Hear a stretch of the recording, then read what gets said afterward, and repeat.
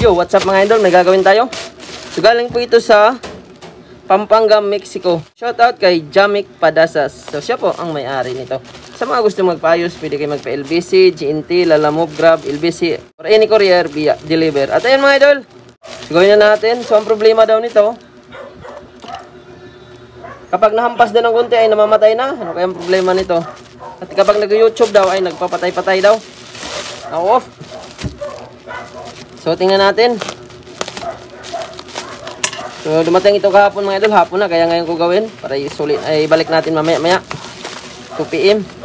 So mga 12 pa lang ngayon mga idol, tanghali. Dalawang piraso pala to.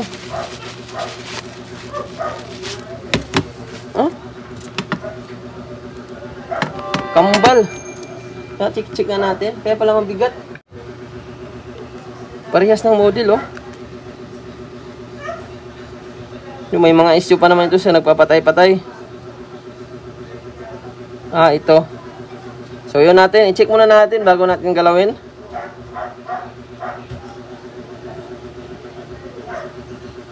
Bakit yung sinasabi na kapag mahampas ng kunti mamatay, so ito hindi. Yun na nga, namatay. Or namamatay lang. Nagre-reboot-reboot siya. So maaaring may problema ito sa fuse mga idol kapag ganito. So itong isa, so yan, may 99% pa yun. Ito yung sinasabi na kapag nahampas daw ay nawawala, namamatay. Yun lang, nagpapatay-patay siya oh. So ayan. So gagawin natin, i-charge muna natin itong isa. Habang gagawin natin itong isa, tabi muna natin yan. So ito, nagpapatay-patay siya oh. So may kinalaman ito sa fuse mga idol kapag mga ganito. So Redmi 9. Ayan, parehas oh. So bigla siyang ma-off. Baka ito yung isa na sinasabi ni sir na ano, pag nahampas ng konti, ayaw na mag-on. So ito, logo lang oh. So gawin na natin to habang sinarge natin yung isa. So kanina nakita natin na nagpapatay-patay. Common problem ng mga Redmi. Ito, ayun lang. Replacement na pala ang battery nito. Ayun oh, tumaba na yung kabila. So nagagalaw-galaw pa. Ito yung sinasabi ni sir na namamatay-matay. So lubo na rin yung battery mga idol. So tanggalin natin yung screw. Lubo na yun dito banda oh. Ayun, butas na oh. So battery na ang tama nito. So ito yung sinasabi ko, kapag hindi nyo talaga kinakabit ang battery, ang connection kasi niya natatanggal talaga yan, or yung flex yan napupunit. Ayan, kagaya nito oh. Wala nang isang screw. So hindi kasi dinikit ang battery mga idol, kaya siguro doon yung sinasabi niya na pag nagagalaw namamatay. So itong isa, baka yung fuse ang sira siguro. Tagalin natin ito.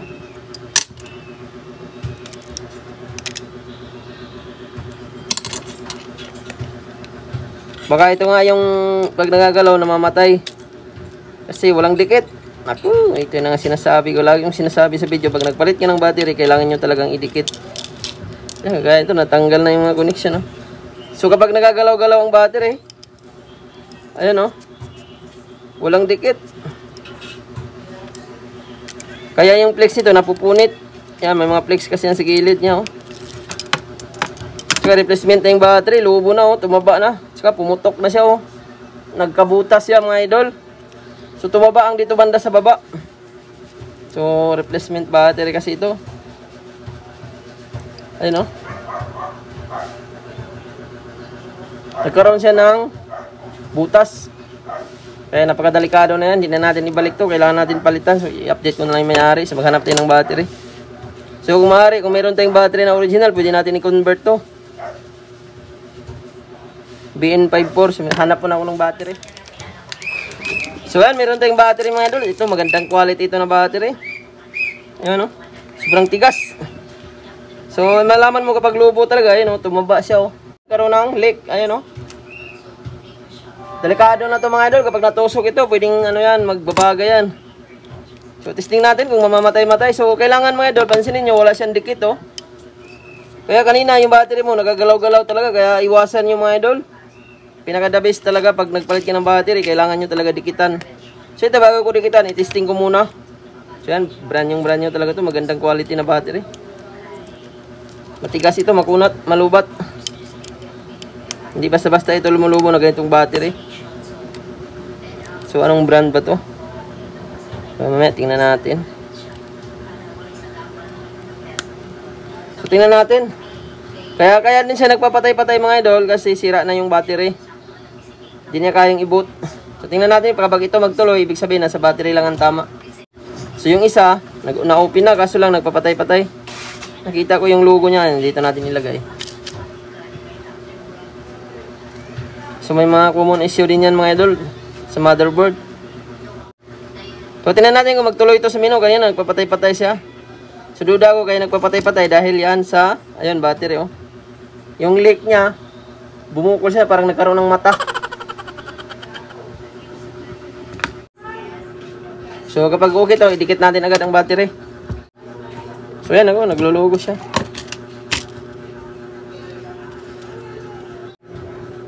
Ayun, nagtuloy mga idol, kapag ganito, nagtuloy yan. So hindi na talaga niya kaya i-boot to dahil ayan, lubo. Kasi pag ito, butasan ba natin, mag-aapoy ito. Parang mata. Yan, nagtuloy siya oh. Swerte, wala sa board ang tama. Baka nga ito yung sinasabi ni sir na kapag nagagalaw konti, namamatay. Kasi gumagalaw-galaw din ang battery at saka lubo na. Ano? Lumubo yung baba, tumaba.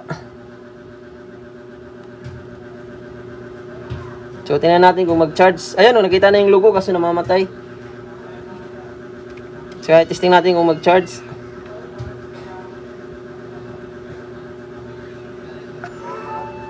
Yun, nag-charge. So, ikabit na natin. Tuloy na natin to. So, ang battery nito, sabihin ko na lang sa may-ari. So, kailangan din talaga palitan ng battery. So, ang babayaran sana dito, yung nagpapatay-patay kapag nagagalaw. So, ito, dahil battery ang papalitan, ayan, medyo mapamahal ng konti dahil lubo na. So, ibang brand itong battery ko mga idol. So, ito, mas maganda to quality niya. So, yun, nag-apply tayo ng adhesive sa battery. So, importante mga idol, ito yung gagawin nyo. Kasi kadalasan talaga, yung iba gumagawa, hindi naman lahat kasi may mga malasakit din naman mga gumagawa. So dinidikitan talaga ang battery. So yung iba salpak lang na salpak, walang dikit. Kaya kapag nababagsak, mag-o-off talaga, magpatay-patay ang cellphone kasi nagagalaw-galaw. Ang battery niya hindi nakadikit or maalog-alog. Minsan naman ikakapunit ng flex dito. Yan. So yan, may dikit na oh. So ganun dapat mga idol, pag nagpalit ng battery, huwag niyong kalimutan talagang idikit. Ayun, saktong-sakto siya. Ito, medyo maliit itong isa. Ayun, bitin siya, oh. Kung napapansin mo, yung battery natin, medyo mahaba ng gunti. Ayan, oh. Ang layo nila dito, oh. Ayan, kung isukat natin, ay, hindi natin matanggal. So, ang layo talaga nila, oh. So, medyo bitin to, maliit gunti. Sobrang class A. So, yung battery natin, sobrang saktong-sakto talaga siya dito, oh. Hindi siya maliit, saktong-sakto talaga siya sa frame. So yan, hindi na yan magagalaw-galaw mga idol. Kanina nagagalaw-galaw talaga pag ganoon mo siya oh. Misipa siya. Kaya mahirap talaga pag kawawa din kasi ang customer pag magreklamo na ano, ganito ganyan. So ibabalik sa atin yan. So mas okay para di tayo maabala. Dikitan nyo kaagad.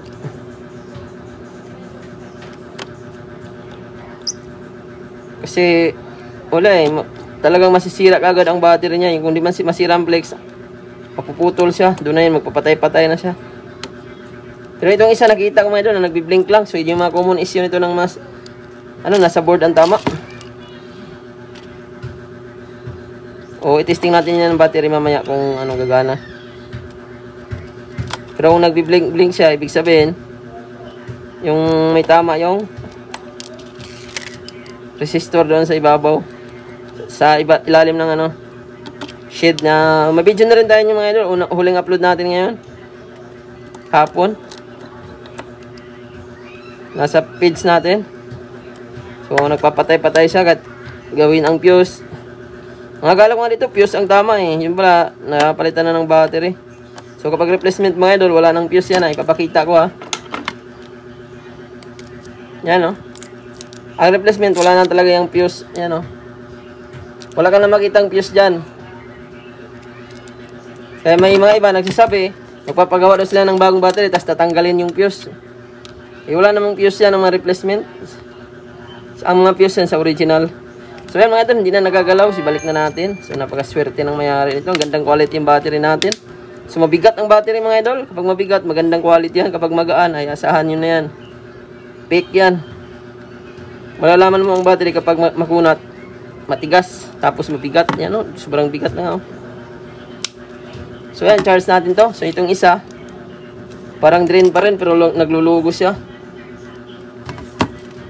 So yan, nakita naman natin na may leak talaga siya, may butas. So itong isa, ayan, tingnan natin kung mag-charge. Kasi kanina, may laman yun eh. Nag-charge siya pero pag yun mo ay naglulugo. So mamaya, i-charge muna natin at tingnan natin kung magkakarga. So mayroong 67%.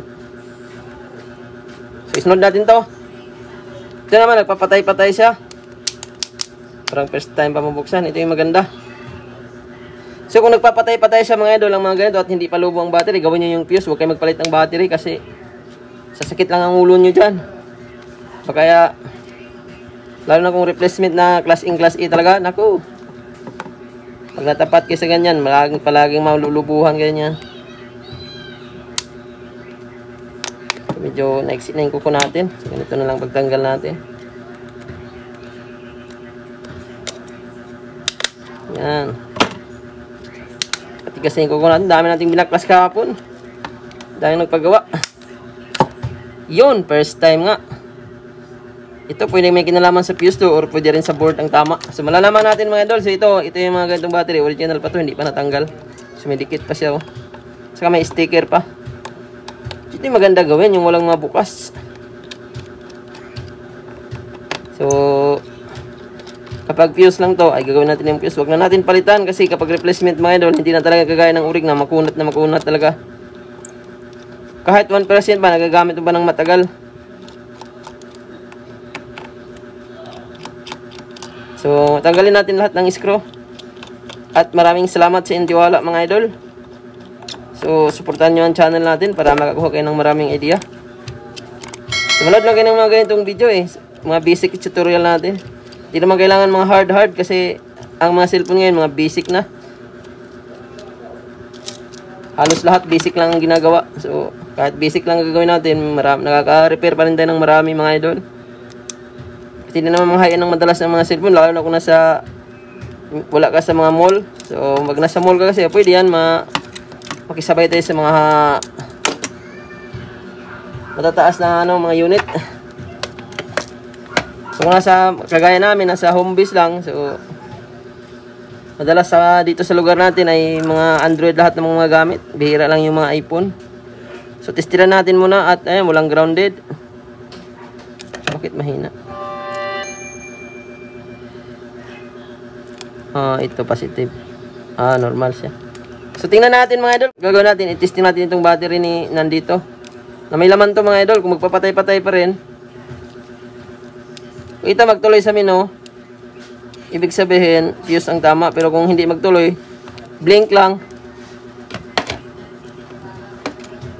Ayun, nag 69 siya. Tinanggal ko yung charger muna. So nagkakarga siya. Pag ito mag-blink lang at namamatay, ito mga idol, wala sa fuse ang tama nito. Yan Dapat makita pa rin ang charging percentage. Kagaya dito kanina, nakita natin ang percentage ng unang salpak natin. Kaso lang, nung inon natin, ay naglugo-lugo. So ito mga idol, nasa board ang tama nito, wala sa fuse. So yung fuse nito mga idol, ay gagawin ko rin ang fuse nito mamaya para sure ball. Hindi rin magka-problema sa fuse dahil ayan, hindi pa nagawa ang fuse. So ayan, iyon natin to. Dapat makita ang percentage. Kagaya dito kanina, di ba nung nilagay natin, meron siyang 99%. At ito, hindi siya naglulugo, hindi nakikita. So ibig sabihin, nasa board ang tama. Dapat makikita siya. Ayan, bigla lang siyang ma-off eh.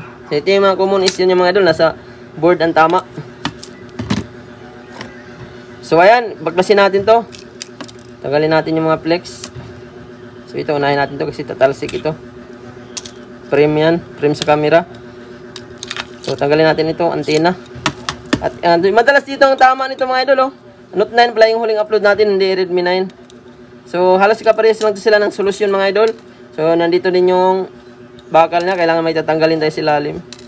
Or pwede natin alisin lang, wala tayong i-remove. So reheat mo lang yung IC na mahaba kasi ang ano dito mga idol, so yung mga latest nila ngayon may nire-remove, so hindi naman kailangan i-remove, kahit i-reheat mo lang siya, okay na. O kahit tanggalin mo lang itong sheet, magiging okay na yan. Wala kasi itong exhaust mga idol. So yun yung tamang paggawa dyan mga idol, tamang paliwanag. So yung iba tinatanggal. So ito, ang ginagawa ko dito, nire-reheat ko lang sana to eh. So ayun, nag-apply ako ng flux pala at 400 heat temperature. So kung nag-DIY ka nito, kailangan meron kang hot air. So kailangan meron kang flux at dapat marunong ka mag-angat mga idol. Meron kang ganito, twister ang tawag dito. Pang sipit. Kasi kung wala kang gamit talaga, ako, lalo na kung hindi mo pa kabisado gamitin, bumili ka ng hot air. So, mas maganda, ipagawa mo na lang. Kasi mura lang naman ang paggawa nito, hindi abot 1,000. O meron namang iba nito, depende sa lugar mga idol. Kasi may mga iba, naniningil din ng malaki talaga. Kasi, siyempre, may mga pwesto. So, kung magpagawa kayo, pwede kayo mag-PM sa atin, pwede kayo magpa-LBC, GNT, or any courier mga idol. Kapag malalayo, Luzon, Visayas, Mindanao, tumatanggap yan ng ganito. So, GP na GNT pala ito. So, yan, angat natin. So, ingatan nyo rin mga idol, mag-angat ito kasi may mga piyesa ito sa katabi, pwedeng magsitalsikan. So, yan, kailangan natin dandahanin. Yan. Ayun, angat na natin. So, ingatan nyo mag-angat dito mga idol kasi lumalambot ang mga katabi niyan. Pwedeng madala yan or magsitalsikan. Dapat wala kang masagi dyan. Maraming nag-DIY nito. Ito, natatanggal lahat, oh. So, hindi nila alam na sensitive pala. So, madali lang yan tingnan, pero kapag ginawa mo yan, hindi mo yan matanggal. So, ito yung i-remove natin mga idol, oh. Yan. Itong itim mga idol. Ito. Or kahit yung dalawa, i-remove mo yan, ayos lang. So, ito yung isang i-remove natin sa kanan. So, kahit i-reheat mo lang yan dyan, or tanggalin mo yung bakal, mabuhay na to eh. Pero i-remove ko na lang. Kasi pwede rin mag-short dito. Yan, natanggal na natin. Maliit lang ito mga idol, oh. Sobrang liit lang yan. Kung mahina ang mata mo, hindi mo ito makita. So, di naman tayo gumamit ng microscope nito sa paggawa ngayon. So, kitang-kita pa naman. So, kung may edad na, so, mabot na tayo ng kurinta nito ba? Hindi na natin makita to. So, ayan, next step. So, ibalik natin to. So ito mga idol, tips ko, pwede nyo gawin ang ginawa ko, pwede nyo tanggalin ang pyesa, pwede na hindi. Kahit ito lang ma-remove nyo, pwede na. Yung bakal na to. Ito naman, pwede mo ibalik, pwede rin hindi. Ito kapag ibalik ko to, hindi ko na i-fix ang tama, so para ma-exhaust siya. May labasan ng hangin mga idol, kasi wala itong butas ang shade na to. Yan. So 400 heat temperature pa rin ang ginamit pala natin ha. Ayan, linisan natin.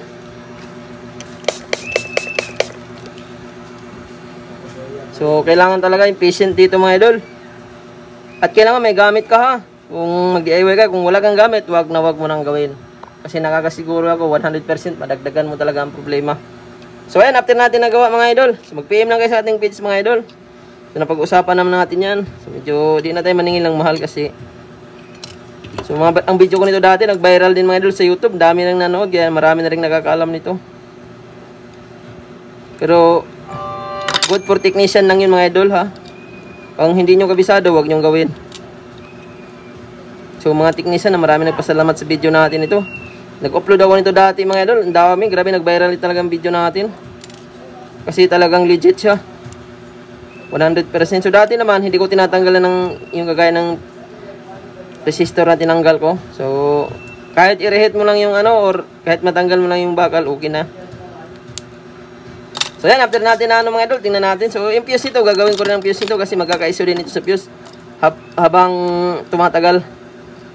Kasi kapag nababagsak to, after natin maayos, pwedeng magpapatay-patay ito. Kagaya kanina na may laman at namamatay-matay. So yun po yung fuse. Yung halimbawa, pag i-data mo, i-YouTube mo, mamatay siya. So yun po yung may tama sa fuse. So ito dahil original pa to, may fuse pa. Kaya kailangan natin tanggalin din. So kanina ganyan lang siya kanina at nagpapatay-patay nung may logo siya. So antayin natin ilang seconds yan. Pag nagkalaman yan, lalabas na yung percentage niyan. Or ito muna i-testing natin mga idol. Kung magbi-blink-blink pa rin ba siya, or kapag ito makikita na natin ang charging percentage, ibig sabihin okay na to. So kailangan natin gawin ng fuse kasi lubat pa siya. O matagalan tayo. So dalawa kasi itong gawin ko ngayon mga idol, sabay ito dumating kahapon at mamaya may dumating din mamaya. Para mabalik ko to sabay-sabay. Ayan, tingnan natin kung lalabas ang charging percentage. So kanina nagbi-blink agad siya, ngayon ay steady na siya mga idol oh. Maaring lalabas na ang charging percentage niyan. Ayan na nga, oh. Okay na siya. Oh. Kanina kasi nung tinesting natin ito, oh, hindi natin makikita ang percentage. Nagbi-blink-blink lang. So, ibig sabihin, may tama talaga ang board. So, ngayon, antayin natin to. Magtuloy na yan mga idol. So, habang ano to, gawin muna natin yung fuse siguro. O, antayin natin kung maglulugo pa rin. Kasi kanina, lumabas naman yung logo dito nung nilagay natin dito. Kaso lang, bigla siyang malulubat kasi na-overdrain pa siya. At saka may tama rin talaga ang board. Antayin natin na maglabas ang charging percentage kasi kanina lubat lang nakikita.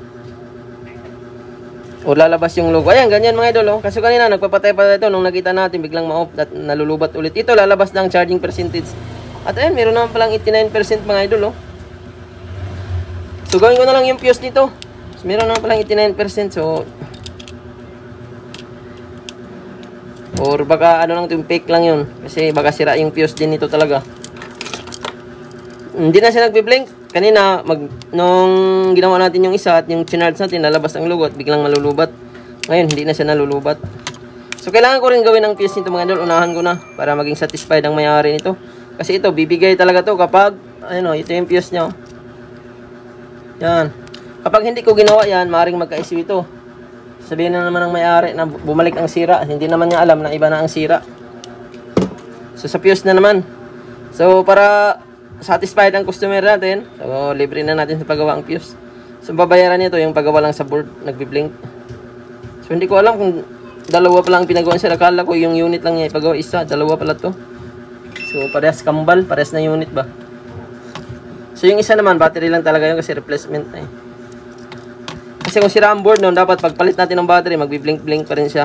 Kagaya dito kung nasa board ang tama. So, dahil nagbukas na siya, ibig sabihin, battery lang. So, ito naman, tinesting natin ng battery kanina na may laman. So, hindi siya nakikita. Blink-blink lang din. So, ang gagawin natin, bypass. Hinangan natin ng gilid-gilid para matanggal ang fuse. Yan. Angat na yan.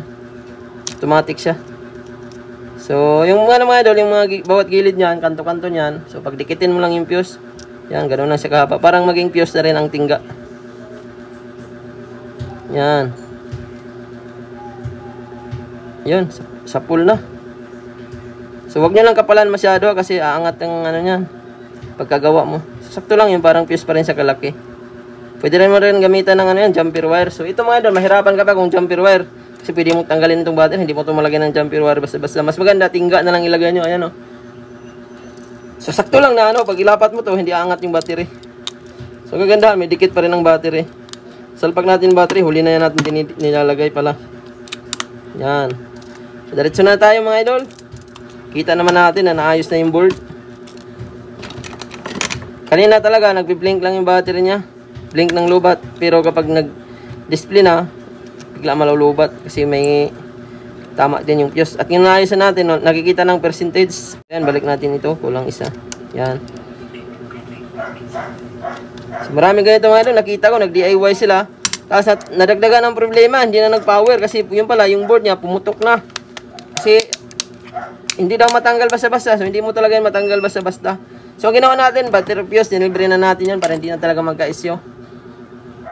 At ito yung nagpapatay-patay. So, kanina, ayan, nalubat talaga. So, parang nawawala ito. Biglang nagkalaman yung battery.